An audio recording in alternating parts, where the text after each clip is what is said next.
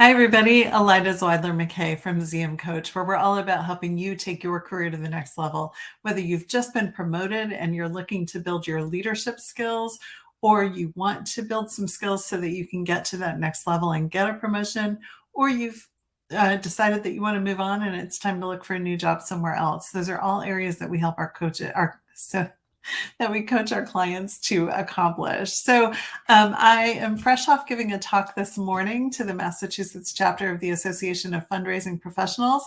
This was a talk that was the idea came from my good friend and colleague, Rebecca Schultzberg. We did it together. It was really fun. And it was on the power of connection. And because connections and human relationships and partnerships are an important part of how I work with my clients, Rebecca kindly invited me to give the talk with her.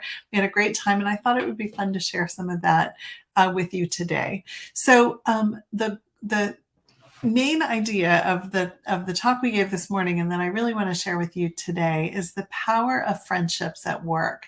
So having good, strong connections to your colleagues is a benefit to you, and it's also a benefit to your company. So I wanted to talk to you a little bit today about the data around that and also why that is.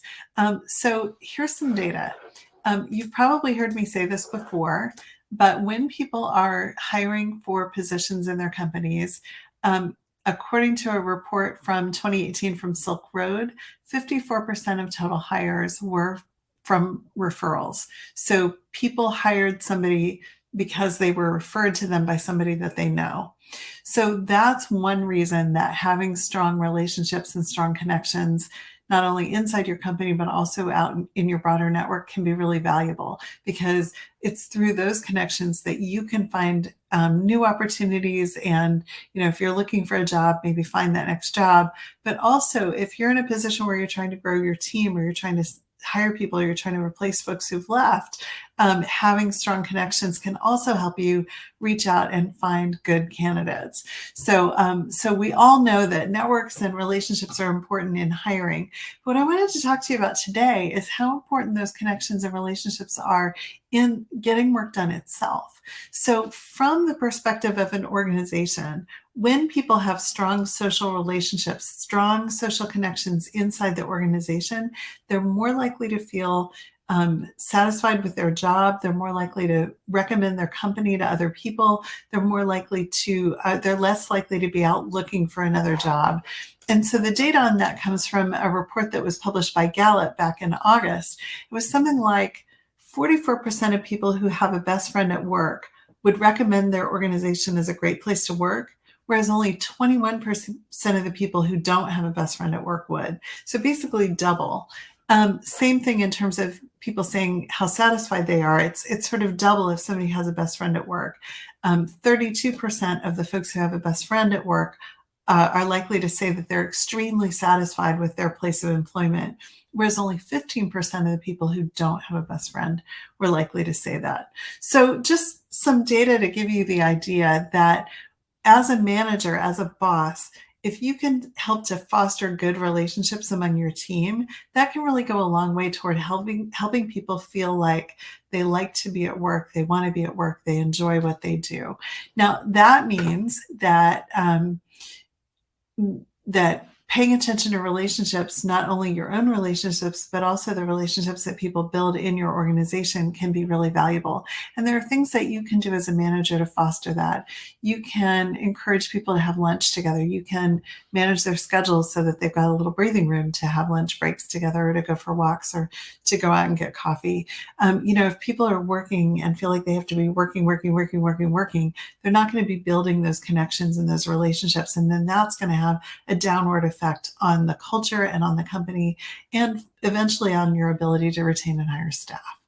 The other thing that is, I think, really important to notice is that according to some researchers at the University of Pennsylvania and the University of Minnesota, quoted in this book, Blind Spot, friendships at work increase productivity. And here's why.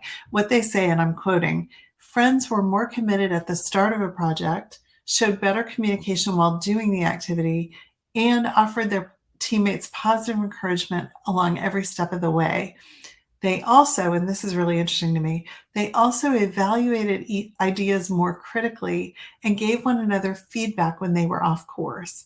So, having friendships, having that sense of trust and relationship was really crucial in terms of making sure that people gave each other good information, clear, um, you know, real information about what was working and what wasn't, and sort of had each other's backs when something was off track.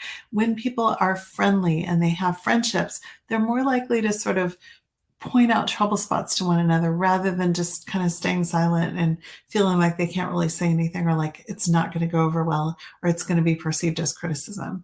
So again, fostering relationships, fostering friendships, fostering those connections creates a really important um, piece of the puzzle when you're trying to build an effective team that can really be productive and do great work together.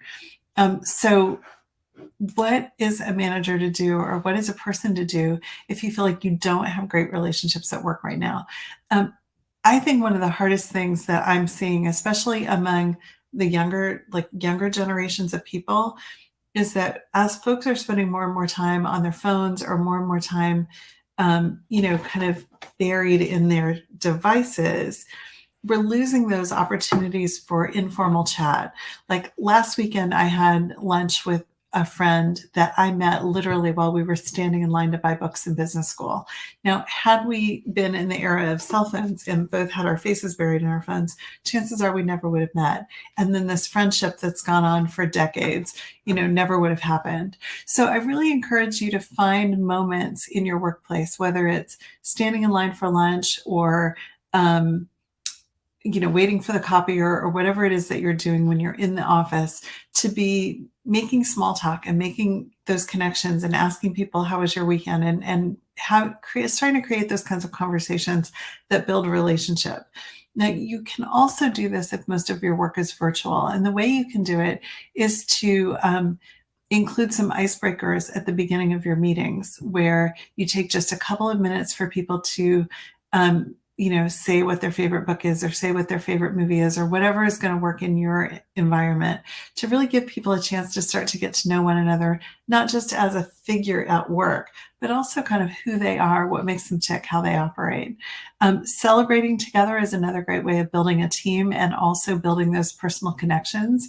I know Rebecca was saying that one of the things her new team does is that they start every meeting with celebrations and like what's working or what went well, and that also starts to build that camaraderie.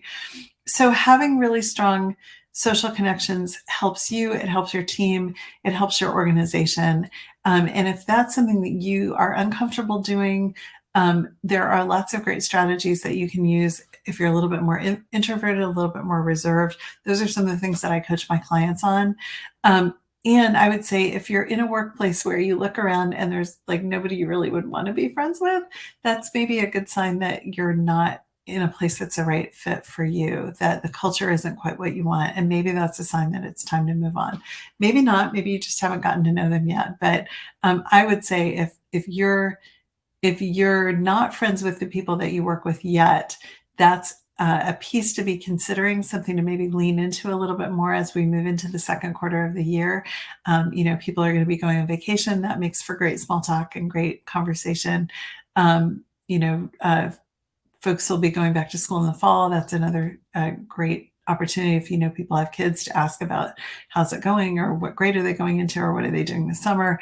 Lots of ways to start to build those social connections with people. And when you look around the workplace and you're not seeing people that you'd want to connect with, or like you don't really like the people you work with, then I think that's a pretty good sign that it might be time to move on. My team and I would be happy to talk with you about any of this that I talked about today. If you're feeling like you want to build up your confidence and your ability to build those relationships and connections and partnerships, that is something we coach people on. If you're feeling like this maybe isn't the place I want to do it, that's also something we help people with. So if any of that's something that you would like some support with, my team and I would be happy to talk with you about your situation, what might be helpful, where you could go from here, what some next steps might be. You can book a call with us at zmcoach.net ZMcoach.com/apply. And that will get you, actually ZMcoach.com/apply.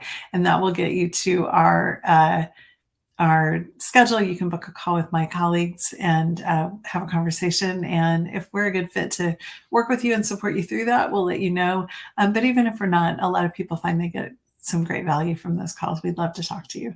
All right, take care.